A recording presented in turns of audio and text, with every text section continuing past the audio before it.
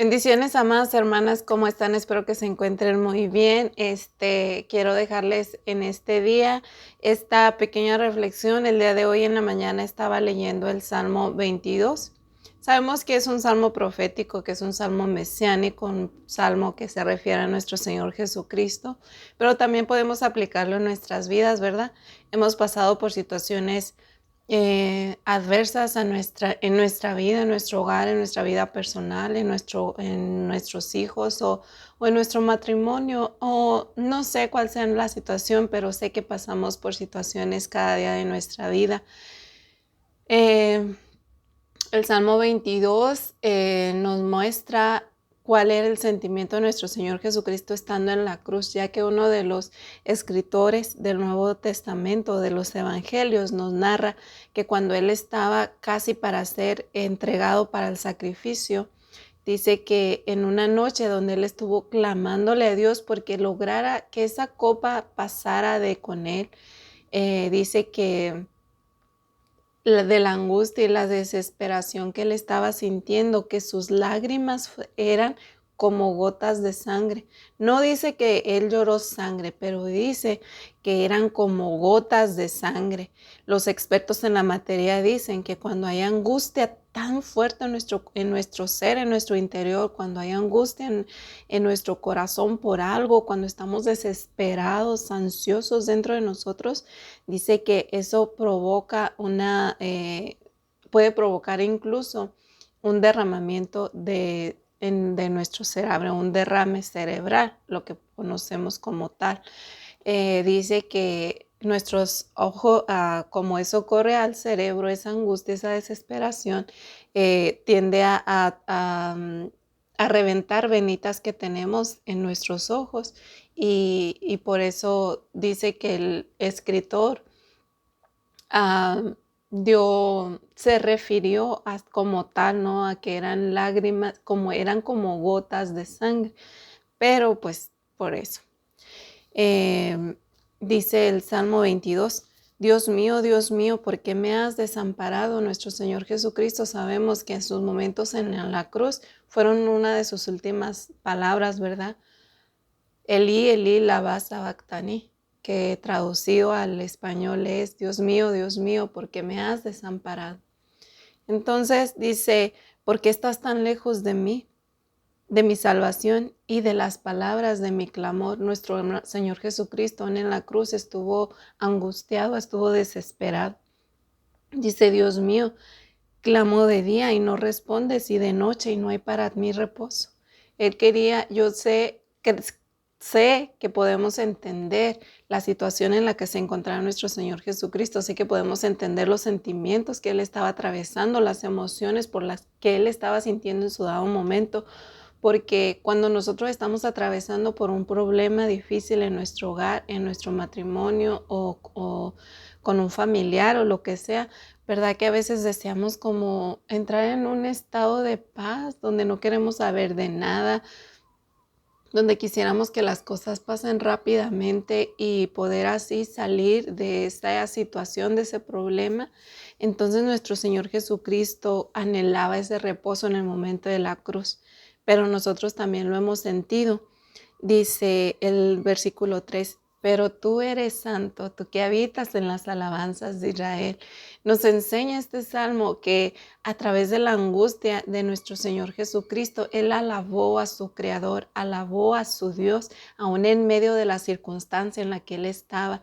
Aunque en los evangelios no nos dice que Él alabó, podemos entender de que sí. El Salmo 22 nos dice que Jesús alabó después de haberse sentido solo, desamparado por Dios, después de haberse sentido de que Dios no lo escuchaba. Él da un giro a este sentimiento y dice, y comienza a decir, alabar a Dios.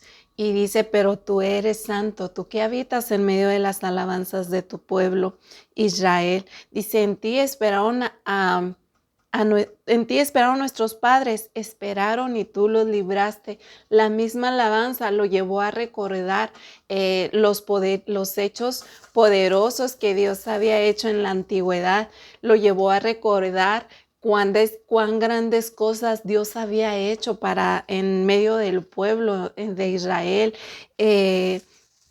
Dice, clamaron a ti y fueron librados. Es decir, que él estaba recordando a su alma, ¿verdad? Que aunque él se sentía desamparado, como que Dios no lo oía, si ese clamor Dios lo estaba recibiendo. Es muy normal y natural, hermanas, en momentos difíciles sentirnos abandonadas por Dios. No es malo el sentimiento. Nuestro Señor Jesucristo, Él nos entiende a nosotros cuando sentimos eso. A veces sentimos que pecamos, no, que ofendemos a Dios cuando nos sentimos como que Él nos desamparó, pero no es así.